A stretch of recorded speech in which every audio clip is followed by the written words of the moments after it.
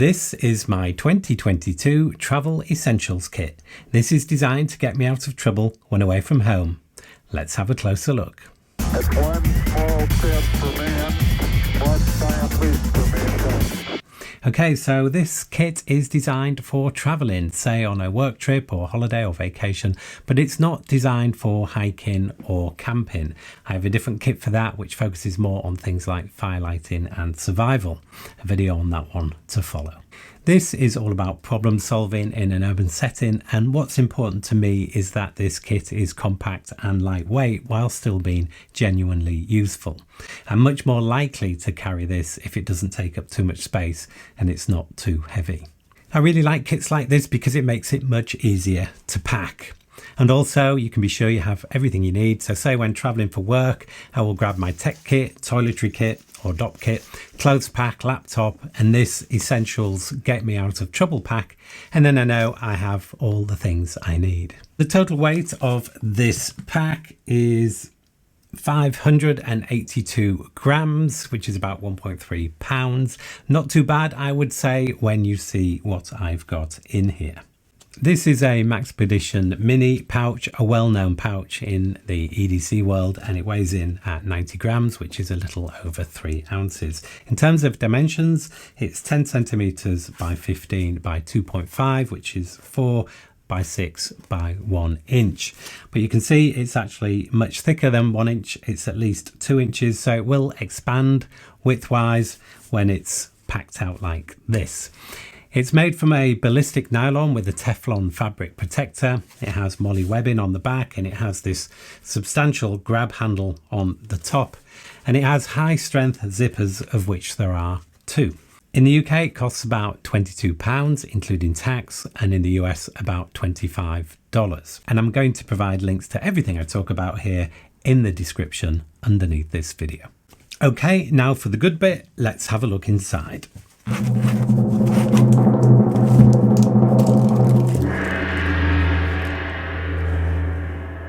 As you can see, it's pretty packed out, and the reality here with these packs is if you put something in every loop, there's a good chance you won't be able to close it afterwards. So you have to really think hard about how you position each thing in here to get maximum use out of the space available. So first thing here is a multi-tool. I love a multi-tool. It's a toolbox in your pocket, and it comes in really handy for all sorts of things. This is possibly the most important thing in here. And for me, the minimum features really need to be a knife, pliers, screwdrivers, both flathead and Phillips, and in my case, scissors. I really value having scissors in a pack like this, and if it can be built into the multi-tool, then all the better. Preferably it needs to be affordable as well, because this is for emergencies only. If you put an expensive multi-tool in here, you're not really getting the value from it. And lightweight and compact. And if you factor all those things into the equation, then it starts to limit your choice massively. Also in the UK we have another issue, and that is that if this knife has a locking blade, then technically it's illegal to carry it without good reason. So ideally for UK carry and some other countries, it would be better if it had a non-locking knife. And if you factor that in the equation, your choice is severely limited. There's only one multi-tool I know of that meets all those criteria. That is knife, pliers, screwdrivers, scissors, lightweight, compact and non-locking blade, and this is it. The only problem with this, which is a Leatherman PST2, is that it's no longer made. The PST2 was launched in 1996. It was an evolution of Leatherman's very first multi-tool, and it stopped production in 2004, so I can be pretty guaranteed this is over 20 years old. The great thing about this multi-tool is it's compact and lightweight. In fact, it only weighs 150 grams. With this multi-tool, you have a great selection of tools. You have a file, can opener, bottle opener, a great three-dimensional Phillips screwdriver, as well as 3 flathead screwdrivers, a pair of scissors, and a blade which also has a serrated edge for cutting through fibrous materials. And it's pretty much unique, and it's a shame in my view that they don't still make it today. So this is the perfect tool for this pack. But if you can't get hold of one of these, then there are a couple of other options. The first one that springs to mind is this. This is the Leatherman Bond, and this is actually a very recent multi-tool from Leatherman, and I've done a separate review on this multi-tool, so check that out if you want to know more. This is also reasonably lightweight at 164 grams and fairly compact, although not as compact as the PST2. But it doesn't have scissors, so if that is a priority for you as it is for me, then you might need to look elsewhere. And if I didn't have access to a PST2, then my choice would be to go for these two items instead. Here we have a Knipex Cobra plier. This is the smallest they do at 4 inches, but it's still hugely capable.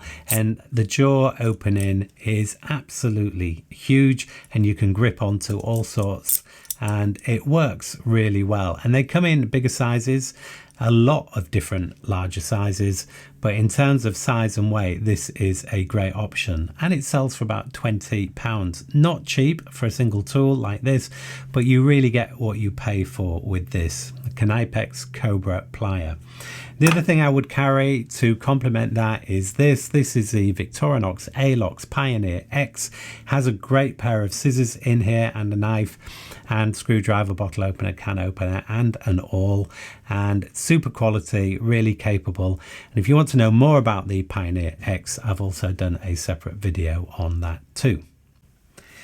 Next here we have a flashlight or torch, and for me this is a super useful essential piece of kit. Imagine you are in an unfamiliar building, maybe at night, and a fire alarm goes off and there's no light and you need to get yourself out. Then this is the sort of thing you're going to need. And I know what you're thinking, I've got a phone, therefore I've got a light, therefore I'm okay. But take it from me, the phone light is nowhere near capable enough to find your way out of a building in a hurry. You need something with more intensity of light and something with a beam. Maybe you're out for a walk and the light fails more quickly than you think, and without street lighting and without moonlight you can find yourself in a position where you can't even see your hand in front of your face. So I would always want a reasonable flashlight or torch with me in a kit like this, and this one is perfect. This is the Nitecore NU25. It's not new, it's been around for quite some time, and for the size and weight it's super capable. And I should say I have slightly modified this one. This Nitecore NU25 normally comes with a thicker head strap, but for a pack like this, there isn't room for that, and it does also add to the weight. This is a light that's often used by the ultralight backpacking community, and I've borrowed this idea from them. This is shock cord, you can get it online easily, it's elasticated cord, and these clamps here are very cheap and also easy to get a hold of. So the total weight of this head torch is 35 grams, unbelievably light. It's about 1.23 ounces, and for something this small, this compact and this lightweight, it is super capable. Let me quickly run through the features. It's got a ratchet on top so you can alter the angle. It has a beam light and also a floodlight. The floodlight is great for reading or lighting up an area with even lighting, and obviously the beam is for illuminating something more into the distance. Having a head torch is super important because it keeps your hands free to grab stuff, open doors, etc. And also the light beam follows your head movement. So a headlight for me is the perfect emergency option. It has 3 brightness levels and then a turbo level. That turbo level is 360 lumens, which is loads of power. It will drop down after 30 seconds because the heat will start to build up, and then you can leave it a few seconds and then fire up the turbo again. However, the general high brightness mode is 190 lumens with a beam is pretty bright, as you can see, and that will run continuously without any drop down for 5 hours. The mid level is 38 lumens. Still enough light to get you around, and that will run for a full 8 hours. That's pretty much all through the night. And then we have this really low 1 lumen level, but it will run for 160 hours continuously, and you could leave that on as a night light even. So that is really super useful. And then we have the light here. This is a high color rendition index, so it's a natural white light. It's 20 lumens in brightness and will run continuously for 6 hours and 15 minutes. And then if that wasn't enough, you also have a red light in here. The red light is 13 lumens, which is quite bright. Great for preserving your night vision or to avoid disturbing others. There's also a low light level of 0.9 lumens, which will run continuously for 68 hours. And then there's a flashing red light as well. And that is useful for if you are on a very dark road, maybe cycling or maybe just walking, you can have a flashing red beacon to warn people that you are there. And then in addition to that, we also have a beacon mode with a high intensity white flash to alert others to your location, and also an SOS mode where it will flash SOS in Morse code. You've also got a lockout mode where you can avoid accidental activation of the buttons while it's in this pouch, which is really good to see, and also a battery check function where you can see if the battery is above 50% or below 10%. In terms of charging, the battery in here is 610 milliamps and it charges in around 2 hours. But the really useful thing is you can charge it and use it at the same time, and not all lights allow you to do this. But if your light is running low and you desperately need it and you have a power bank with you, you can plug that in, charge the light and use it at the same time, which is a really useful thing to be able to do. Okay, what else do we have in this kit? Well, we do happen to have a 10,000 milliamp hour power bank, and this is the smallest and lightest in the world. It's my favorite of all the power banks I own because it is so compact and lightweight. It has USB-A and USB-C, and you can see the charge on here through these LEDs. It's from Nitecore, again, the same people who make the flashlight. This is called an MB10000, I believe. I'll put a link in the description below this video. But this is the sort of thing that is essential as well. This will charge your phone a couple of times, and it will also charge that flashlight and maybe some other devices you have with you. So clearly the phone is one of the most important things to keep going in a challenging situation for obviously communication, but also navigation. So in my kits, you'll always find a power bank of some description. Then you need some cables to go with that power bank. And I've just got here 3 short cables. They're all USB-A on one side. I'm not particularly worried about super fast charging. I'm quite happy to have the power bank attached to the device whilst I use it. So what I have here is a Lightning for my mobile phone, a USB-C, and also a micro USB.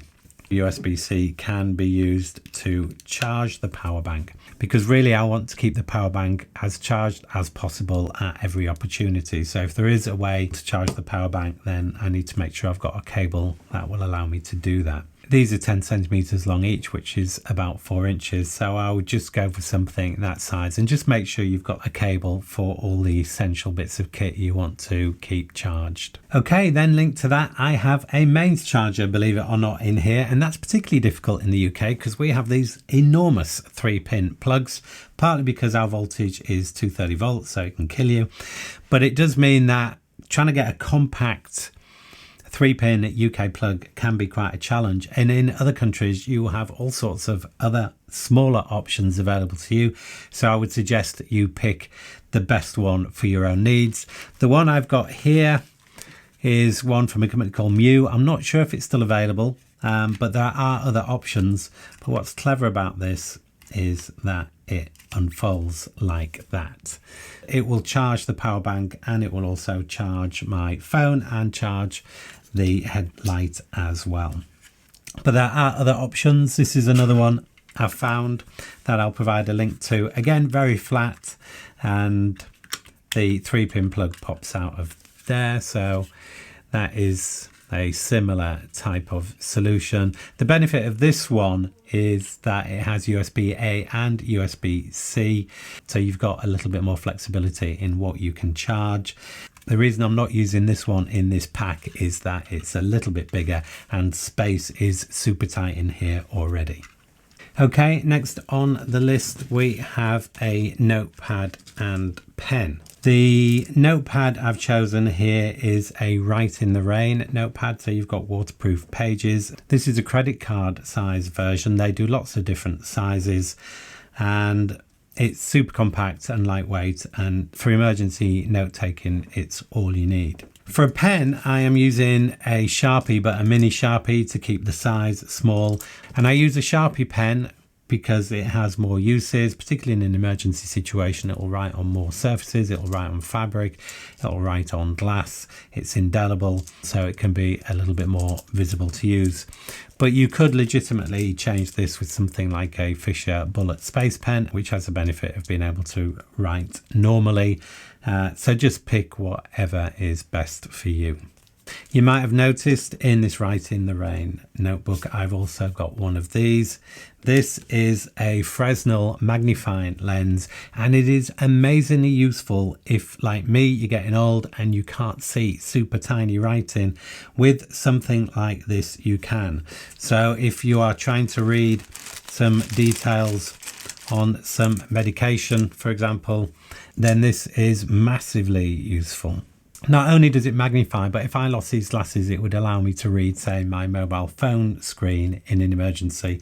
So it is useful for that reason as well. So I would always carry one of these in a pack. Next we have a lighter, really useful thing to have. And this is a Bic lighter, super reliable, compact, lightweight, affordable. And you never know when you might need a lighter. It might be something like you've hired a cottage in the middle of nowhere, and you get there and you want to light a fire and there's no matches around and no other way of lighting it, so you'd be really glad you had one of these. Or it might be just lighting a stove when there's no other way to do it, or it could be that you need to burn through something or melt something. It's always useful to have one. And that actually brings me to this item. You might be wondering what this is. This is actually a piece of glue stick, and the combination of this lighter and this glue stick is where it gets interesting, because with a lighter you can melt the glue stick and you get hot viscous glue that sets immediately. So if you need to join things or gap fill, you can do it really quickly with a combination of this glue stick and this lighter, and it will hold things fast, and it doesn't have a problem with porous materials. I have a micro kit for general EDC use, not for when I'm traveling, and I'll link to that at the end of this video. And in that I have some super glue in a tiny container, and that's really useful. But the problem with super glue is it doesn't bond uneven surfaces or porous surfaces very well at all. So it's useful to have, but this combination of glue stick and lighter, in my view, is more useful. So if you've got, I don't know, a sole hanging off the bottom of your boot, you could pretty much guarantee you could fix it with this. And then we have some tape. This is duct tape, inch width, folded back on itself. There's no point in trying to carry a full reel, it just won't fit in here. And the fact that it's for use in emergency means that you don't need a huge amount. Really useful to have for strapping things together, for fastening things, for sealing things. I don't really need to go into too much detail. I think we all appreciate tape is a really useful thing to have. Then we have some zip ties or tie wraps.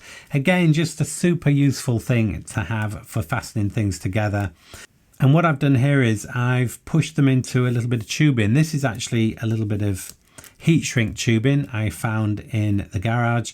And what I found in the past is when you're storing tie wraps in something like this is they tend to kind of get very messy. They end up sort of spread all over the pouch, and this holds them together really well. So that could be any sort of tubing really, but it just keeps everything neat and tidy and accessible. And one use for a tie wrap is to put on this big lighter here, if you've not seen this before, just basically to stop it being accidentally activated whilst it's in the pouch. And we can use this to snip it off. You'll see here I've got a little meds pack, not much in here, but really useful if you need it. The obvious one is pain relief. I was on a hike a week ago, slipped cartoon style, fell on my back and cracked a rib, which was bad enough at the time, but it's been a source of pain ever since, as you can imagine. And what it makes you realize is that pain can be really debilitating and can really take your mind off what you're trying to do. So having something to manage pain is really important. I've also got some aspirin here. Then a super useful one here, Imodium, for if you've got the runs, if you get my meaning. And for those that have experienced that, and let's face it, it's most of us, having to run at top speed to get to a toilet is never very cool. Something like Imodium, it kind of pretty much stops it in an instant. So really important to have those in my view.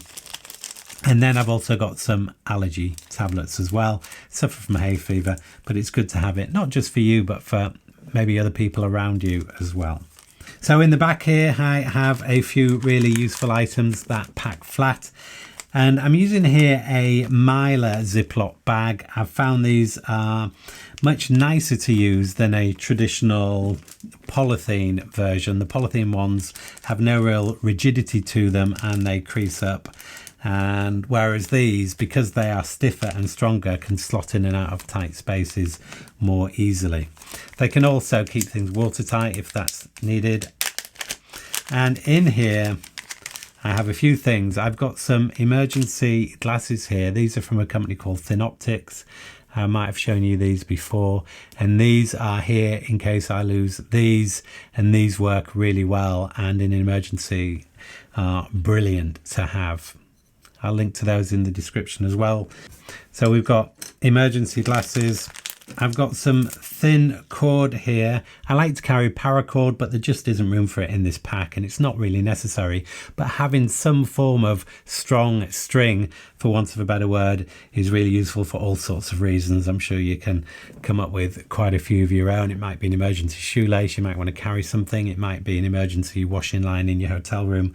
And this particular stuff is this micro cord. And the great thing about this is it is super strong. So that on its own will support 45 kilograms breaking strain, which is 110 pounds. So just 2 lengths of that would support my weight. So it's super strong. Again, lightweight, takes up very little space. I also have a sewing kit there. We're all familiar with that. You're going somewhere and a button's popped off or something's ripped, and so you can fix it with that. Again, takes up no space, very little weight. And then finally in this pack, I've got some aqua tabs. You're in a hotel room, you haven't got any bottled water, you're not sure about the quality of the water. For safety's sake, just pop in one of those for 30 minutes and then you've got a litre of drinkable water until you can find some water you're confident about, and that will save you using the diarrhea tablets later. I also have another Mylar bag in here. Just a few really basic first aid items, primarily alcohol wipes and different sizes of stick-in plasters. It's not going to help you if you cut your leg off, but it could be quite useful if you find yourself dripping blood everywhere from a small cut. So here we have a antimicrobial wipe. So it will kill germs from surfaces and you can also use it on your hands. So it's kind of a version of hand sanitizer with a little bit more flexibility because you can wipe surfaces as well. So nice to have 1 or 2 of those. And then finally we have this. This has the worst name in the world. It's called Beast Wipes. Whoever thought of that, they should give their head a bang. What it is moist toilet roll that is flushable for use in an emergency. So imagine you've forgot to put your aqua tabs in your water, you've gone through your Imodium, you're in a public loo having to do a bit of cleaning up, and you reach for the loo roll and you find that there's none there. Something like this would be worth its weight in gold at that point. So a really useful addition, I think, to an emergency pack like this. And then finally, I'd put some cash in here as well in local currency for those times when you might, say, lose your wallet or you suddenly find your credit card stops working. A little bit of cash in here could be a lifesaver. So take this with you when you leave town. If you don't use it on a trip, then see that as a success. But if you do need one or more of these items, then you will be glad you have it, and it could save the day. If you're flying, don't forget to move the multi-tool to your checked-in luggage or find another option. And I've looked at other options for multi-tools in flight in another video, so be sure to check that out if that sounds of interest. I'd love to hear your thoughts on this pouch. Have I missed anything? Please let me know in the comments, but don't forget, we're trying to keep everything in the one pouch. Okay, the trick now is to get everything back in the pouch. On a good day, you won't need to get in here at all.